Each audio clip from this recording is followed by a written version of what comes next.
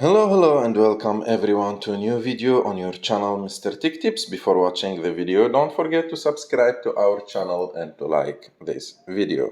In today's video, I will show you how to autosave WhatsApp videos to gallery. To do this, you just need to go and open WhatsApp, and after that click on the three dots on the top right of the screen, and after that go and click on settings.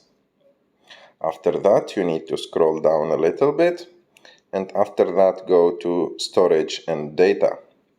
After that, scroll down a little bit until you find an option called media auto download. You have to click on the first option and be sure that videos is selected and click on OK. And the second option also, you have to check that videos is selected, click OK.